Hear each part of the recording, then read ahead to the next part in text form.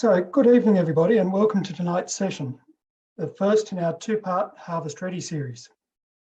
These webinars are being recorded and the recording will be made available along with the supporting material in a few days' time. I'd like to acknowledge the traditional custodians of the various lands in which we live and work today. We pay our respects to elders past, present and emerging, and recognise and celebrate the diversity of Aboriginal peoples and their ongoing cultures and connections to the lands and waters of New South Wales. And I'd like to welcome any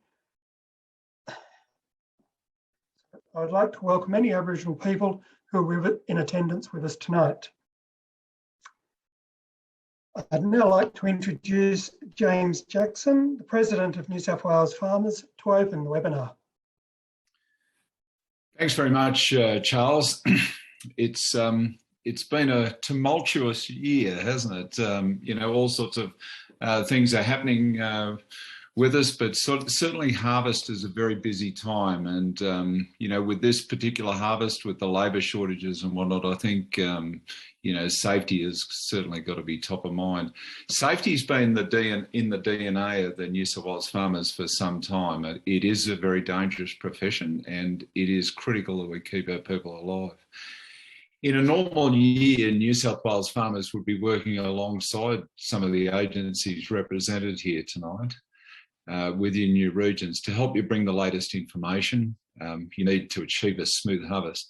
Unfortunately, as we know, as COVID continues to affect our communities, we're not able to undertake those pre-harvest roadshows.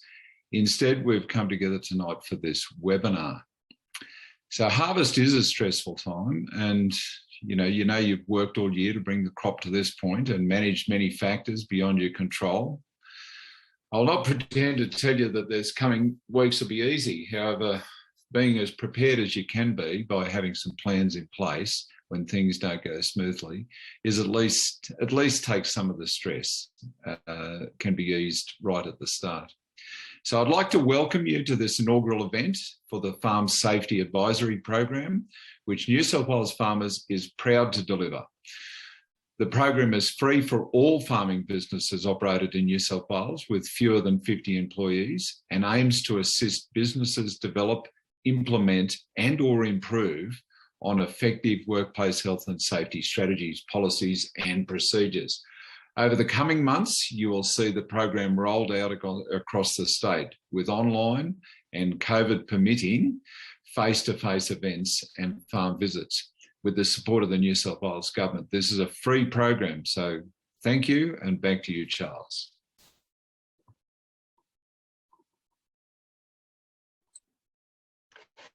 Thank you very much, James.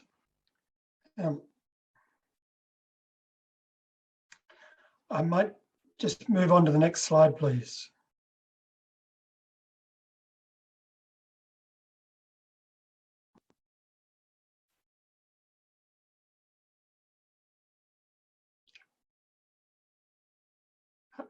So, thank you, technical difficulty there. So tonight we're looking at harvest safety. So I'll be discussing preparing for a safe harvest and some of the things that really should be going through your mind at the moment. Mark McLean from Safe Work New South Wales will be discussing employer obligations alongside fatigue and risk assessments.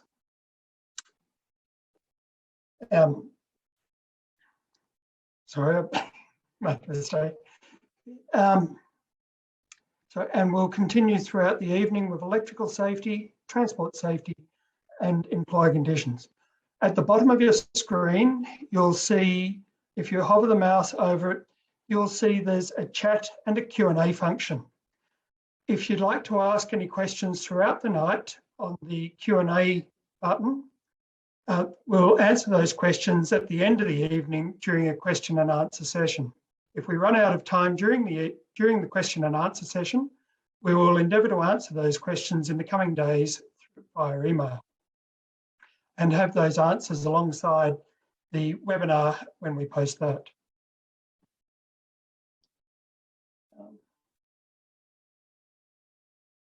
If we can move to the next slide, please.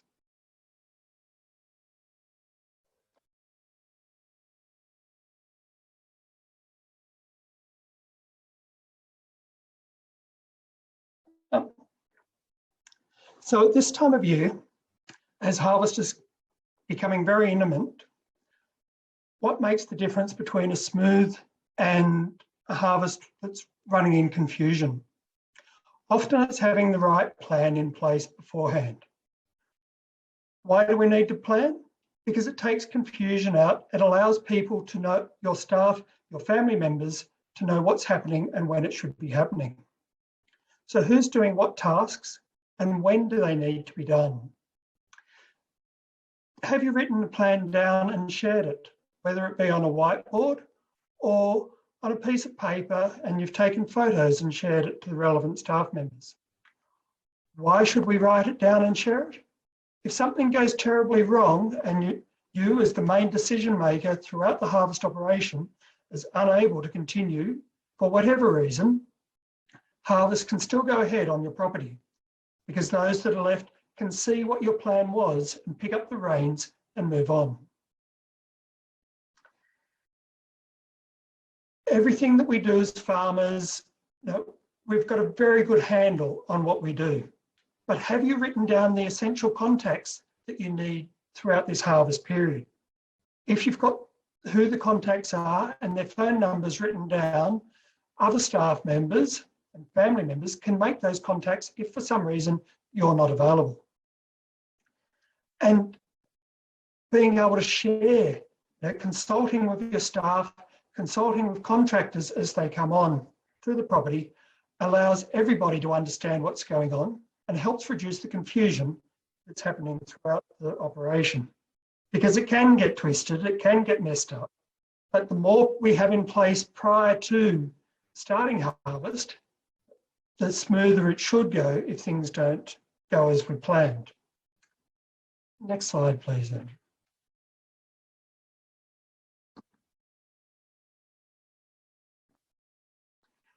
When looking at the machinery that we're going in, of course, some areas of the state where harvest is extremely imminent, a lot of this preparation should already have been undertaken.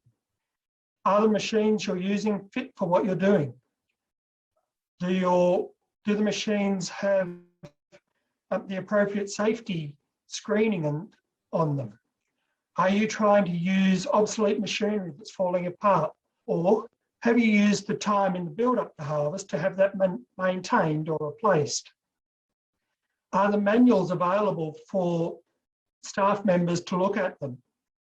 I know you're going to tell me that they don't have time during harvest, but if they're available now, if they're unfamiliar with some part of machines they're working on, they're now able to have a look at them prior to the heat of the moment. And operator familiarisation and training. A lot of our machinery's been, our harvesters have been put back into the shed 9-10 months ago. Yes, we've got them out, we've done a bit of maintenance on them, but are the people that you're expecting to drive them, have they had a drive around to remember what buttons do what within their operation? Do you have new machinery on hand? And although they know the types of machinery that are being used, they're not familiar with that particular machine. These are the things that you're able to undertake at this stage to ensure a smooth harvest. Next slide, please, Andrew. As part of all we're looking at here, emergency plans. What is an emergency plan? What should it cover? Of all the things that can go wrong on the property during harvest, we're not expecting a written plan for all of that. But what are the priorities for this time of year? What are the things that are most likely to go on? What actions would the property normally undertake during this? So in having a plan written down, it means that everybody is on board. If you're not on the site at the time and a fire starts in one of the crops, the people that are there are able to quickly communicate what's happening, who should they call, and the steps that are taken to minimise the damage to your crop Because as James said earlier, you've taken this long to grow it. We don't want to lose it over the next 15 minutes, thanks to the red steer. Where should the emergency plans be located? In today's day and age with smartphones, everyone should be able to have access to it. If you've got it written down, take a photo of it and share it with people that are coming on, be it your normal staff, be it contractors as they're coming on to do the job. It's a simple thing. Just send a text to your contractor to say, this is a copy of our emergency plan. Can you please ensure your staff working here have a copy? When should the emergency plan be actioned? When it's needed, and as soon as it's needed. That red hot bearing that's dropped out of the header and started the smoke, the sooner that plan's enacted upon, the less damage the potential fire has done to the crop, and the less likelihood there is for your staff members and the people around you to be hurt in trying to deal with that emergency. Thank you, Andrew.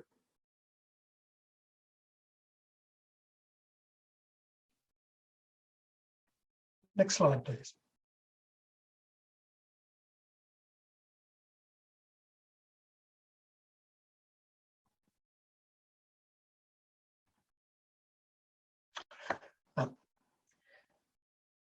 This year throws a particular, sorry, Andrew, back one. This year throws particular challenges to us. During the harvest period, we often have staff that are new to farming, and we often have staff that have been involved in farming before, perhaps not for a few years. This year in particular, there is a higher rate of these people coming on board. So what do we need to walk them through prior to harvest? Inductions is a word that's often bandied around, but really what they are is a pre-job briefing. So what is expected of this person? What tasks are they to do? How would they perform them? So it's not at this time of year, because it's very job specific for the harvest operation, we're not trying to induct them over the whole property. So keep that in mind. How do you keep records of this? Simple diary entries of saying that we have gone through this. If you've got more time, there are more detailed induction forms to go through. But we're looking at operationally, what can we do quickly? Who do we need to induct? So all staff coming on for that particular job. Another word that we can slip in there is the toolbox meeting. Now, toolbox meetings are very task specific. So your staff that are with you all on a regular basis, we need to sit down and discuss what's happening with this current harvest, what operations we're coming up to. And this reflects back to our earlier discussion on the plan.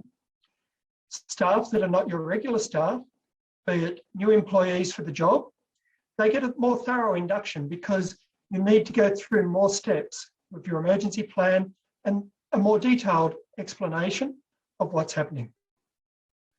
And contractors coming onto the property need to be inducted as well. So they are very likely extremely good contractors. That's why you've brought them onto your property. However, they're not used to working on your property. So to bring them in and introduce them to what happens within your business is very important. Thank you, Andrew. Next slide.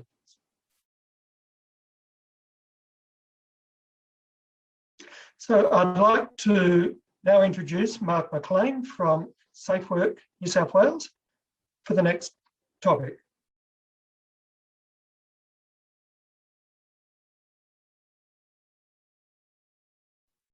Thank you very much, Charles, and thank you to New South Wales farmers for inviting us to attend on behalf of Safe Work New South Wales. Just to give you a quick background, I'm a regional inspector based in Narrabri, New South Wales, so right in the middle of the grain belt. So I do understand the barriers to agriculture and safety within agriculture.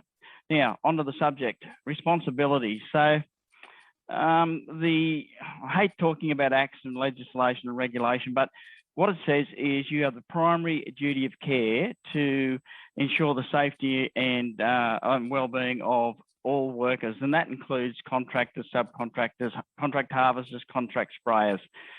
So, so your obligation is to make sure, and Charles already touched on it, inductions. I can't stress enough the importance of an induction into your workplace, and if they're going to be using your equipment, into your equipment. And it's not just a matter of pointing them at the harvester or the tractor or the field bin and going, there it is, you've operated a tractor before, happy days. That doesn't work like that. You've got to make sure they're competent to operate that particular tractor. They may have been operating tractors or harvesters for 20 years, but have they driven yours? So it's just giving you a quick rundown on the basics and the operation of that piece of equipment. And the simplest way is to grab the operator's manual and have a section in there that's 3 or 4 pages about safe operation of that piece of plant. So just utilize that, don't reinvent the wheel. Another thing that that within your obligations is consultation. So consultation can be as simple as pre-start in the morning or at the start of harvest, where you run people through the rules. You might have some other changes that will affect or impact the safety of workers that day or that week. So then you just run through those things with those workers, explain that to them, make a note in a diary. That can be a note in your phone, whatever. Just record the fact that you had that quick discussion about possible risks and hazards on in the workplace that particular day or that week. So it's very important that you do address those hazards, you know, and that's as simple as the emergency management plan. You know, do we have high vis? Don't we have high vis? Those sorts of things. Another important thing is if you've got rules in your farm that keep workers safe, and you flaunt those rules yourself, and it's do as I say, not as I do, then you won't get the respect you need and it won't work. So if you're not driving it yourself from the top down, then it won't work. You need to really demonstrate that you're committed to safety in your workplace and drive it from the top down. And that will really instill in the workers that confidence that, hey, you know what? The boss is even following the rules. And again, if someone raised an issue, don't dismiss it, sit down, talk about it, come to a quick solution, because again, you may not have driven a header as the owner of the property for 10, 15 years. So again, the best person to determine how to do the job or the task safely is the person doing the job, you know, and again, you get more buy-in, you get ownership. So they'll take some pride in making sure they're doing it properly. And again, they're helping you drive safety. It's quite simple, really. So workers, you know, you'll get workers that go, well, it's not my responsibility, boss, it's your responsibility. Well, that's not the case anymore. The legislation changed in 2012 to state that the workers have an obligation to protect themselves and their fellow workers. So if they're not doing the right thing, again, call the bad behaviour. Don't walk past it, because what you walk past in your workplace is what you're happy to permit or allow to continue. And that same bad behaviour that impacts workers could actually impact you as well. So it means that you could be the injured party or one of your workers. And as we all know, in rural settings, it's not a worker an employer arrangement. It's more akin to friendships and most employees on a farm are treated like family, so you don't want to see anyone hurt. So again, if you're happy to walk past an issue or bad behaviour, then that's what becomes the acceptable norm. So you just need to address that on the spot, and that doesn't have to be nasty, but it just needs to be, hey, call the bad behaviour. And again, if you involve your workers in those controls through consultation, they're more likely to follow them. And two, if they don't, you can go, hey, listen, guys, this was your idea. This is how we were going to manage the safety. Why aren't we doing it? So it's really important that, that bad behaviours are called. The other one is contractors on your site or visitors or others, if we call them in the workplace. They've got the same responsibilities as a paid employee to make sure that they follow any reasonable request to keep themselves and others safe. So that's another one. So if you've done your due diligence, so you've inducted your workers, you've trained them in the piece of plant or whatever the task is they're going to be doing, you've confirmed their capability. And I always suggest in inductions and any capability training that you have some form of questionnaire. Now, I don't mean like a HSC. I mean maybe half a dozen critical questions in relation to the task, and that could be around who do you contact if there's an issue? What's the emergency assembly point? Where are the first aid kits? Where are the firefighting protection? Just simple things like that. Just questions to make sure that they understand or they comprehend the instruction that you provided. So, yeah, that pretty much covers the topic, Charles, in relation to work health and safety responsibilities.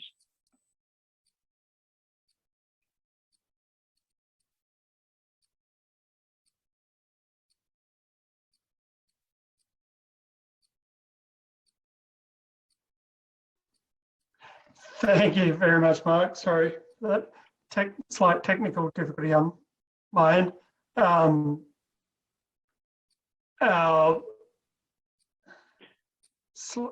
We had a slight technical difficulty with the slides there for you. We shall move along. If everyone, please, if you've missed this, with the difficulties with the slides, the webinar is being recorded and shall be made available in the coming days, and alongside additional information from the webinar. Because we've only got a limited time, we are running through this very quickly. Moving to electrical safety with Essential Energy's Adam Smith. Thank you, Adam. Thanks, Charles. Afternoon, everyone. And just thanks for the opportunity from the New South Wales farmers to have a quick chat. Just an intro about myself. So I'm the Health and Safety Manager for Essential Energy. Jay Stanley is our Public Safety Specialist. He's on leave at the moment, so he's done all the hard work in the background. I'm just shamelessly here stealing the glory for all the work he's done in the background.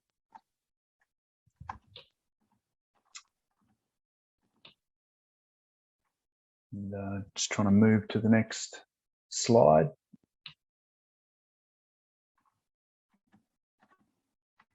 Not having much luck there. Thanks. So I'll just talk through, there's a couple of slides here, team. So I'll just talk through some incidents, some of the whys behind these incidents occurring, some resources that are available to everybody, talk about the Look Up and Live and the aerial markers initiatives. So there's actually an average of 43 incidents a month involving public workers with our network. And concerningly, 14 of these are attributed to the ag industry, where there could have been a potential loss of life. And I find it's really important to personalise that. That's 14 instances each month where potentially somebody may not have gone home to their family. So contact can come from interactions with overhead or underground assets. The vast majority, as you can see there, about 85 to 90%, occur on or around our overhead network. Main mechanisms are operating plant, machinery and trucks, and agricultural incidents make up almost a third of all public worker related incidents. Next slide, please. Thanks. So as you can see from the diagram there, that power lines can be extremely difficult to try identify, and even if you know they're there, sometimes it's for whatever reason the task at hand, then you know, you just may not be thinking about it at that particular point in time, and that's in some instances where things happen. So it's either not seeing them or forgetting they exist. There's the terminology which you may be familiar with, inattentional blindness. Now, in the agricultural sector, machinery operation is obviously commonplace. Planning is really important, and we'll talk more to that with the future slides, but effective controls are really important in terms of keeping yourselves and workers safe in order to prevent as we mentioned there, those on average 14 incidents a month that could have potentially resulted in a fatality. Next slide, please. Thank you. So this one's to do with resources. We've got a large range of resources available to help keep everybody safe. So from fact sheets to free stickers and signage, training videos, emergency escape procedures. The next two slides are in relation to the Look Up and Live tool and aerial markers. But I think it's just important to note here that what I've been particularly proud of with how we've been approaching it from an organisational perspective is public safety is one of our 5 pillars within our organisational health and safety strategy. We've got representatives from all areas of the business that get together on a periodic basis to form part of a working group.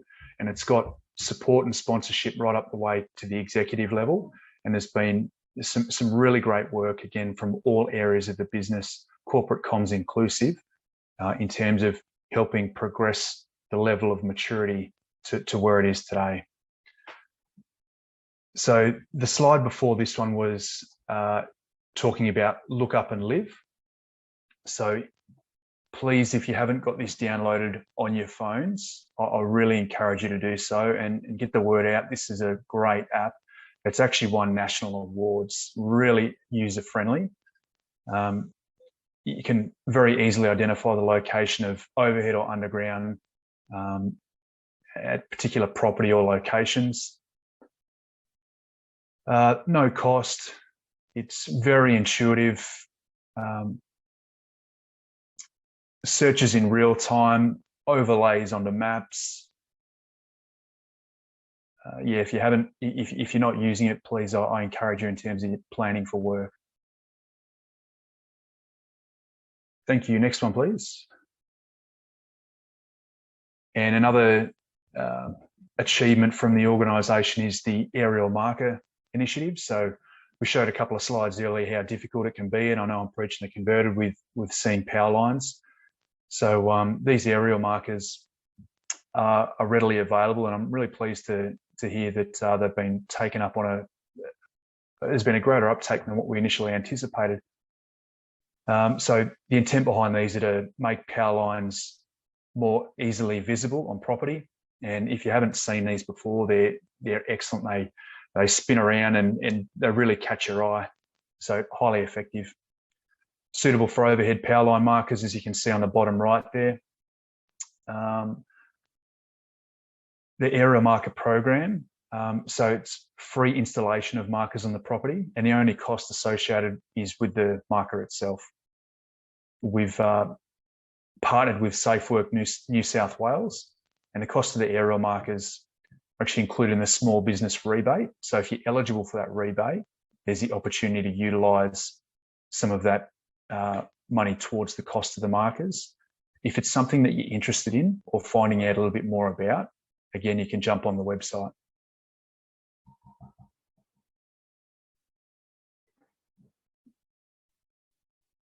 And that's those slides. So thanks for the opportunity, and I will hang about at the end if anybody's got any questions.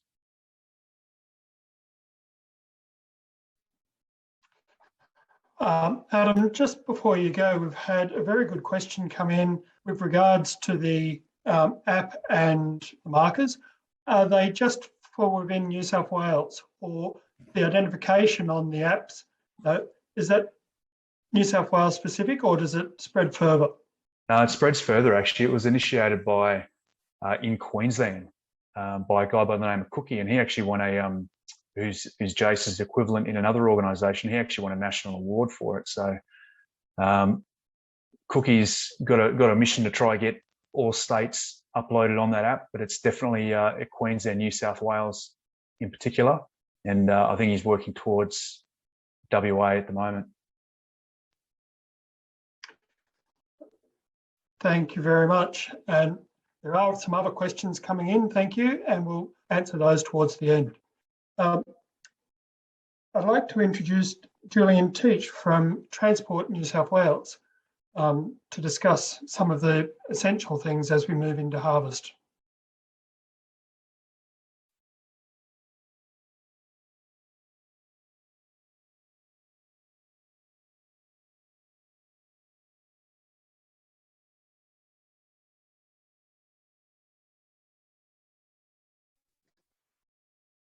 Julian, we might just get you to unmute. Sorry guys, technical difficulties here. Yeah, just next slide, please, Andrew. Yep.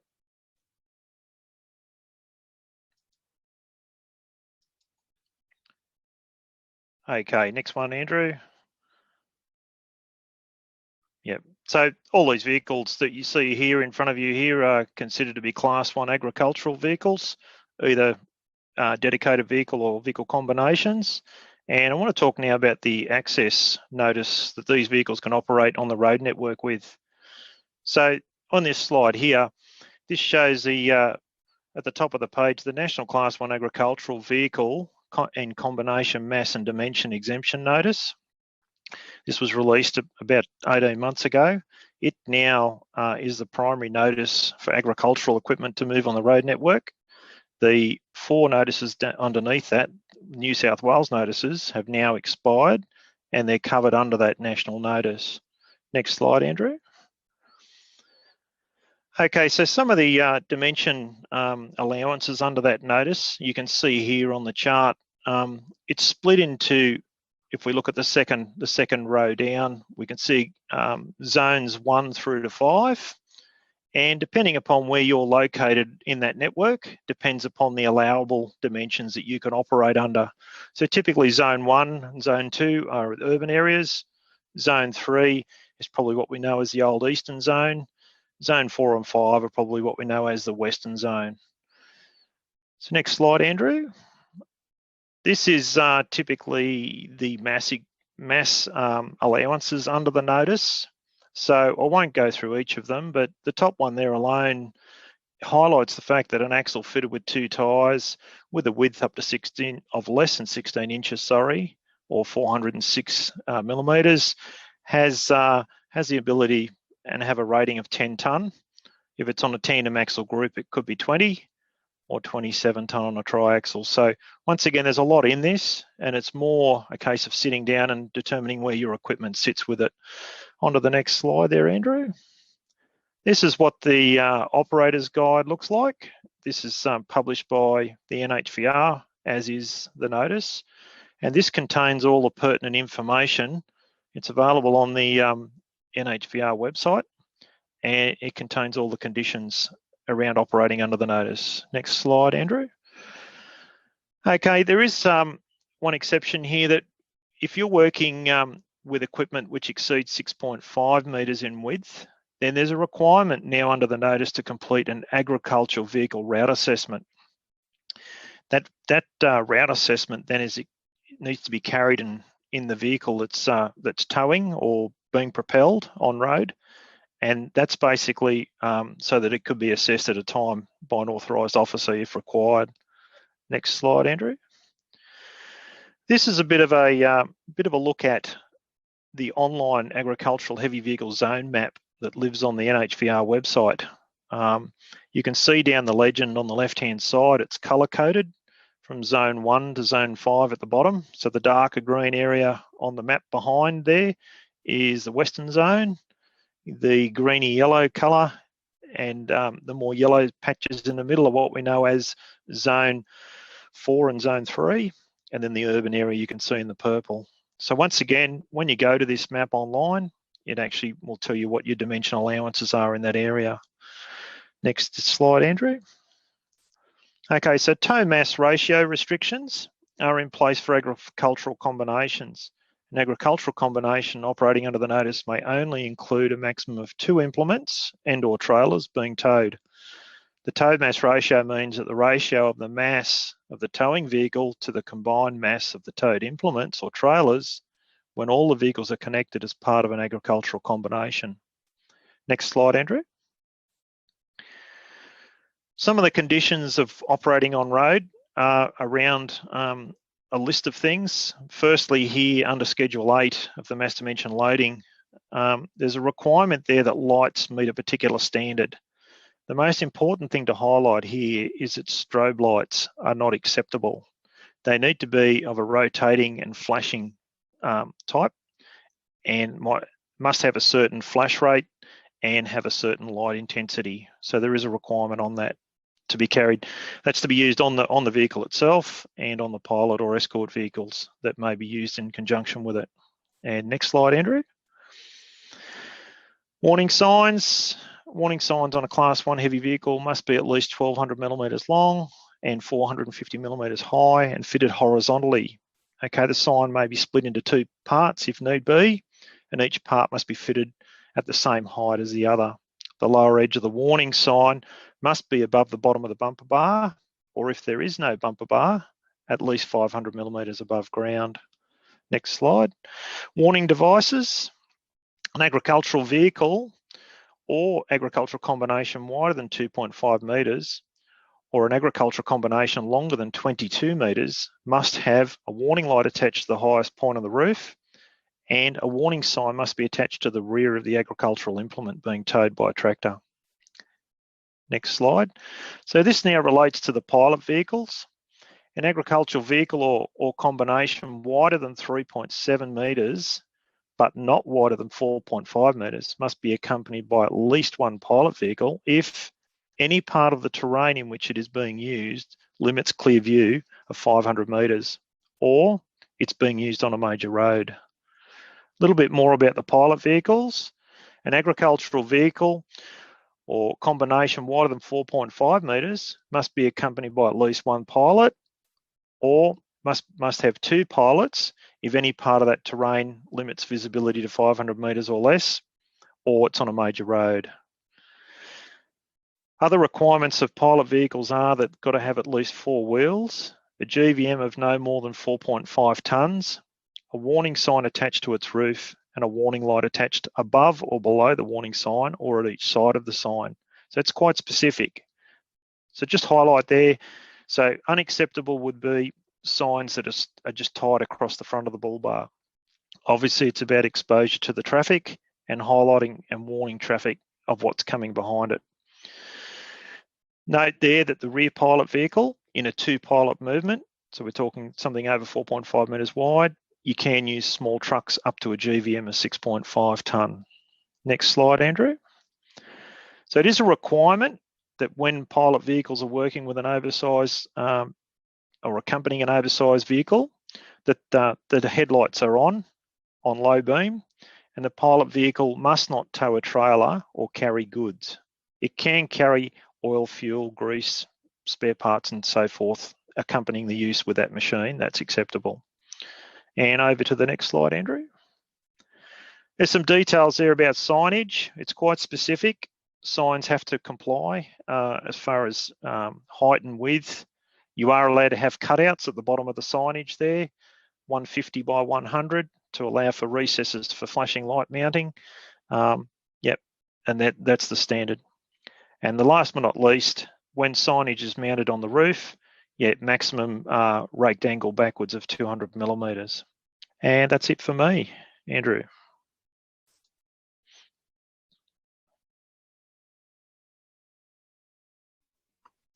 Thank you very much, Julian. I'd now like to introduce Cassandra Lowe from New South Wales Farmers, who's going to be discussing some employment requirements and obligations of businesses when they're employing people.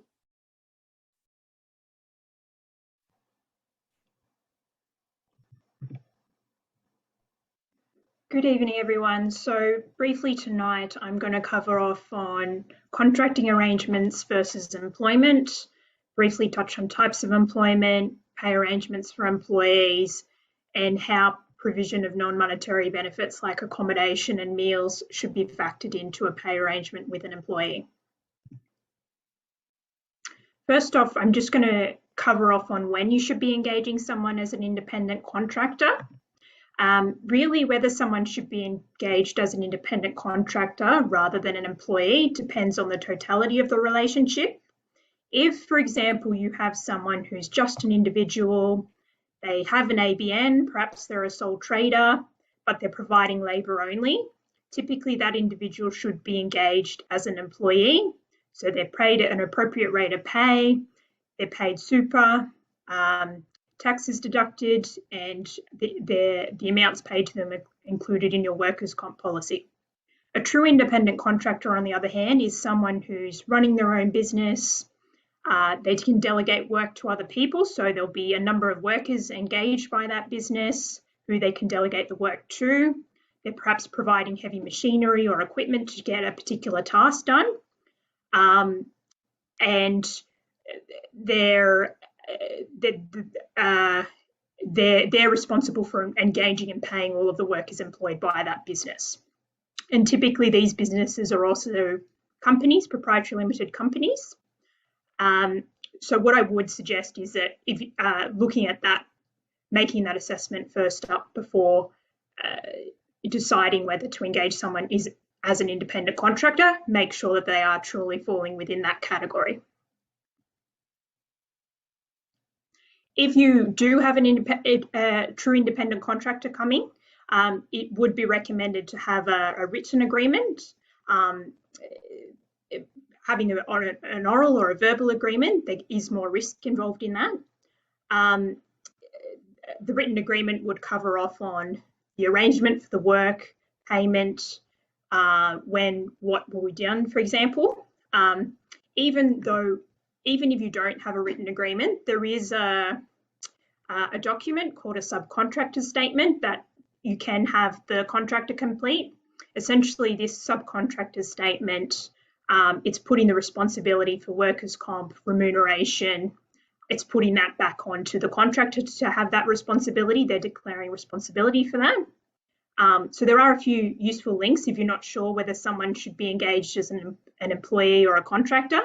The ATO and CIRA have a couple of decision tools which will help you input data to see whether someone should be engaged or as a contractor or an employee.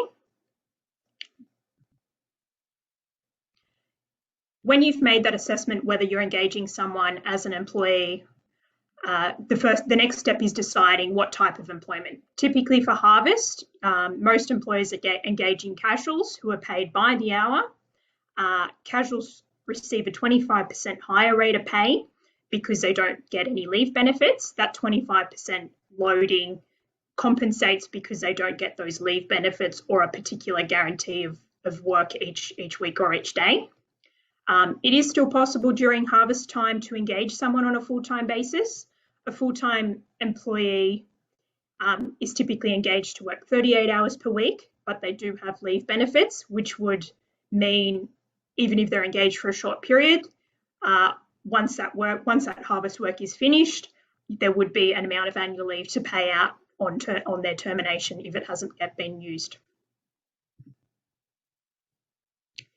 Typically for the grain harvest, the applicable awards we're looking at are the pastoral award, or if there are dedicated truck drivers driving off farm, there are road transport awards that cover that type of work.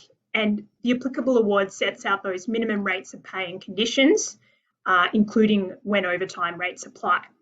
So we don't have time to go into the detail of those pay conditions under those awards, but the workplace relations team, we are happy to discuss this with our members at any point in time. It is important though to note that it is common for employers to implement pay arrangements that differ to the award. So a common pay arrangement would be to implement a flat hourly rate instead of paying an ordinary rate of pay and overtime. Pay one flat hourly rate for all hours. You can do that. However, there is a document you should have called an individual flexibility agreement. An individual flexibility agreement allows you to vary the certain conditions under the award, such as when overtime and penalty rates apply. However, the employee must be better off overall under your pay arrangement. And it's also important to note that when you're assessing whether someone's better off overall, you're looking at the monetary pay arrangement only. You can't factor in non-monetary benefits like accommodation or meals if they are provided. So just on the screen here, you should be able to see a table. The left-hand side of the table shows what rate of pay an employee would get if they were working 336 hours in a 4-week period under the pastoral award.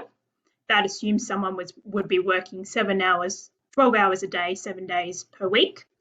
In a 4-week period under the award conditions, they would earn $11,600 odd. However, some employers, instead of paying ordinary and overtime rates of pay, they want to pay one rate for all hours.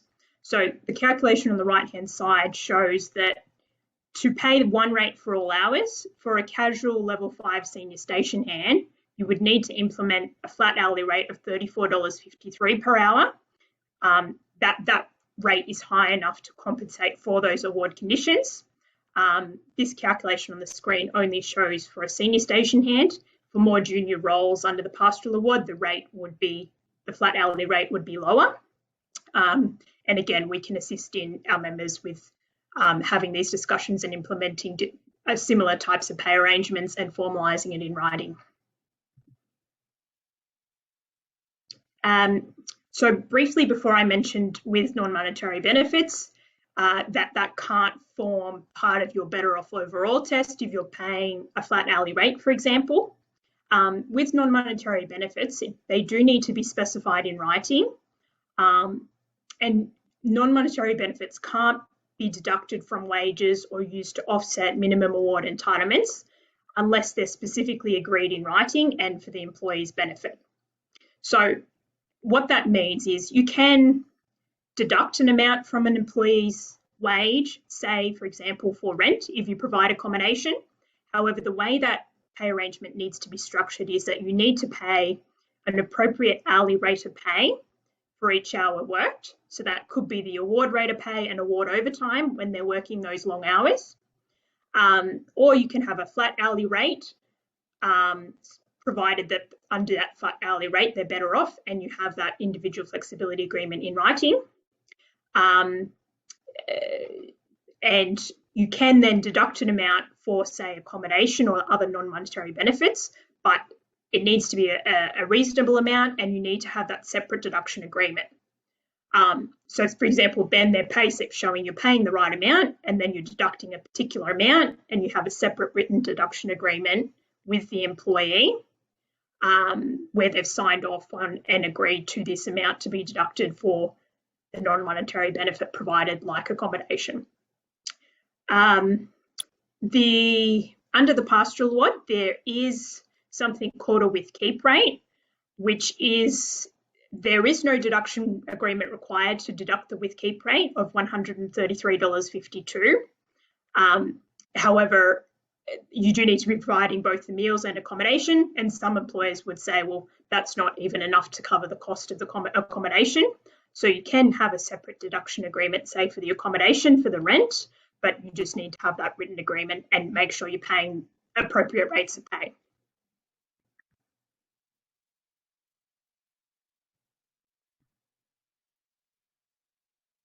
Okay, so thanks, Charles. That would cover off on my presentation. As I said, we've sort of had to go through a number of topics quite quickly. So I would just say, if there's any members out there, the workplace relations team is always happy to have those discussions as well. Thank you very much, Cassandra. Look, we've got time for some questions. We haven't received very many questions through the question and answer, but please feel free to put them up in the next two or 3 minutes and we'll endeavour to answer them. One question that was raised earlier in the evening with regards to the markers was the cost of markers. And Adam, if I can throw this one back to you, please. Yeah, no worries. Thanks, Charles. I did reply just to that relevant individual, but they're $100 each, so 10 of those for 1,000.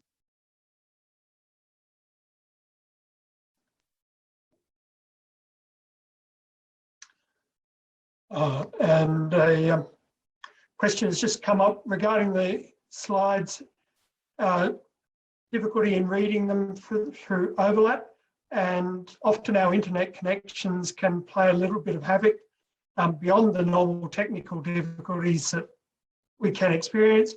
The whole presentation will be available online in the coming days through the New South Wales Farmers website at the Farm Safety Advisory Program portal.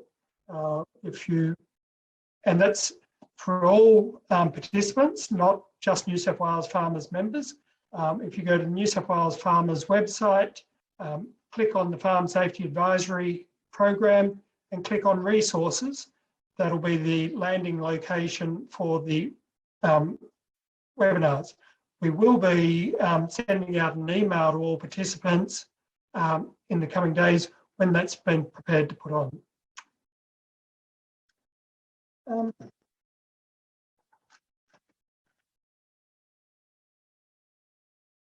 So I'll just wait a minute or two to see if there are any more questions.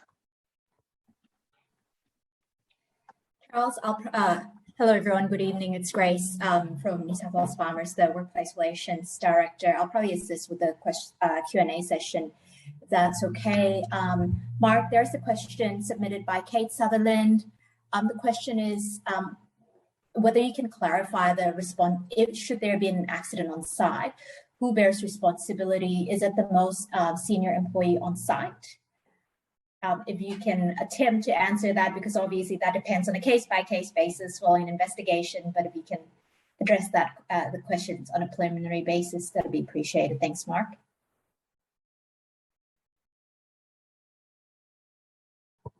Mark, you'll need to unmute yourself, please. Sorry, what was that question again?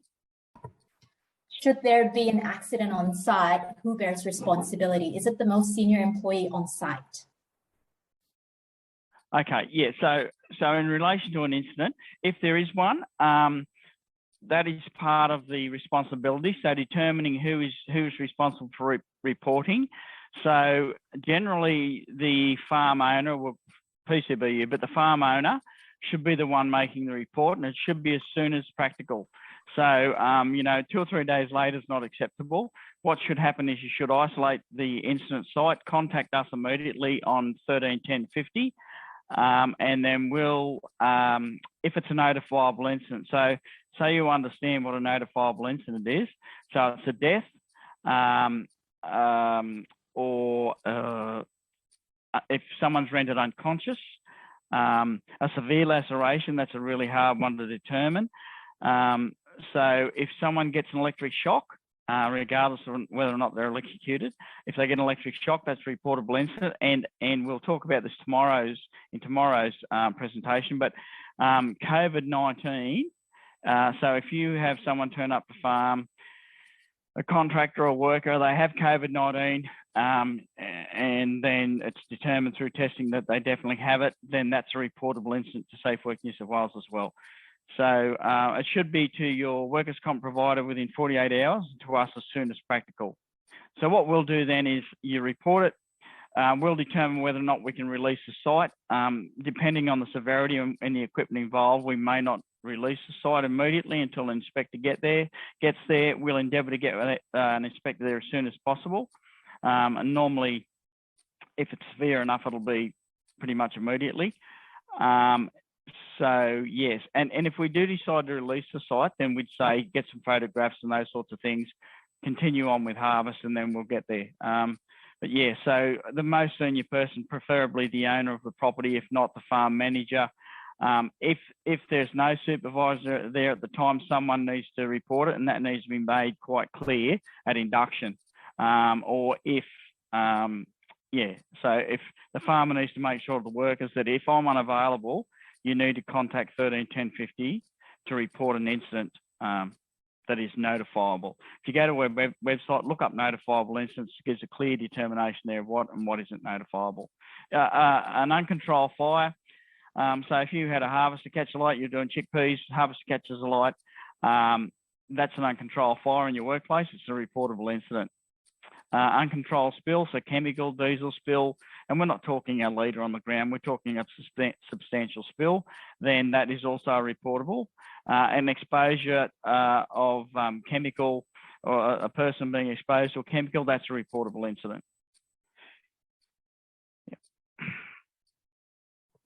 Thank you very much, Mark, for your answer there. Very comprehensive indeed in terms of reportable accident.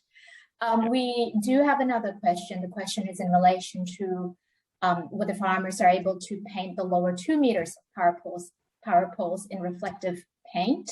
That question, we'll take it on notice. Adam will follow it up with that, and we'll also share the response to all participants following this meeting when we circulate the PowerPoint slide.